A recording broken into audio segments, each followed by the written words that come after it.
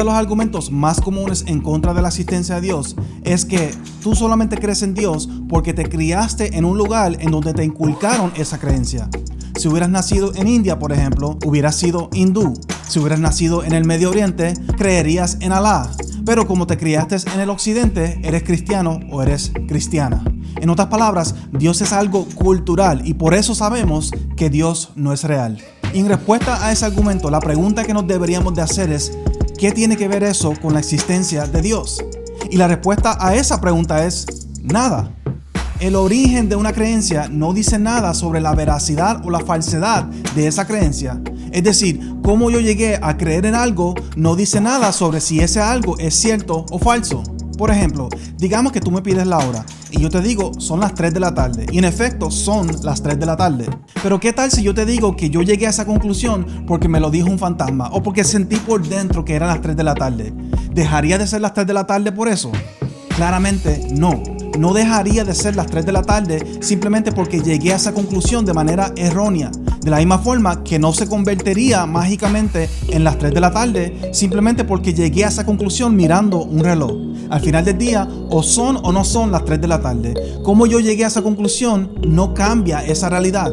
Y lo que acabo de describir es lo que se conoce como la falacia genética. Y la falacia genética es una falacia, es decir, una creencia o un argumento o una forma de pensar errónea que ocurre cuando buscamos refutar o validar una afirmación en base del origen de esa afirmación y no en base de los propios méritos de esa afirmación. Y existen varios problemas con este tipo de razonamiento. Y el primer problema es que la falacia genética pudiera aplicar a básicamente cualquier creencia. Por ejemplo, la teoría de la evolución o la creencia en la ciencia. Yo podría decir, por ejemplo, que la razón por la cual tú crees en la teoría de la evolución es porque te criaste en una sociedad que valora la ciencia. Esa sociedad afirma la teoría de la evolución, te la enseñan desde pequeño en la escuela y en la sociedad te tachan de ignorante si decides no creer en ella. Pero si hubieras nacido en un área aislada en África, por ejemplo, muy probablemente no creerías en la teoría de la evolución, o si hubieras nacido hace 200 o 300 años atrás, no creerías en la evolución porque la teoría de la evolución no existía en ese momento. ¿Quiere decir entonces que por esta razón la teoría de la evolución es falsa? Claramente no. La verdad o la falsedad de la teoría de la evolución va a depender de la evidencia y no del origen de nuestra creencia en ella. Lo mismo aplica a la existencia de Dios.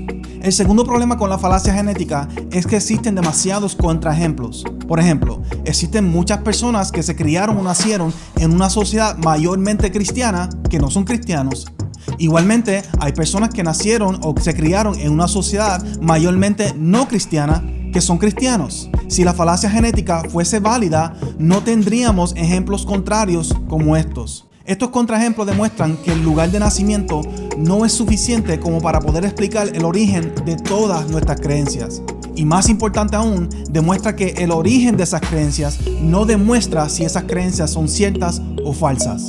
Hay un sentido en el que nuestra creencia en Dios es algo cultural, de la misma forma que todas nuestras creencias lo son. Pero Dios como tal no es cultural y por tal razón la falacia genética no es un buen argumento en contra de su existencia. Si te gustó este video, recuerda darle like, suscríbete al canal si aún no has suscrito, denle a la campanita para que te enteres cada vez que sacamos un video nuevo y déjame saber lo que piensas en los comentarios. Gracias a todos por el apoyo, hasta la próxima, Dios los bendiga.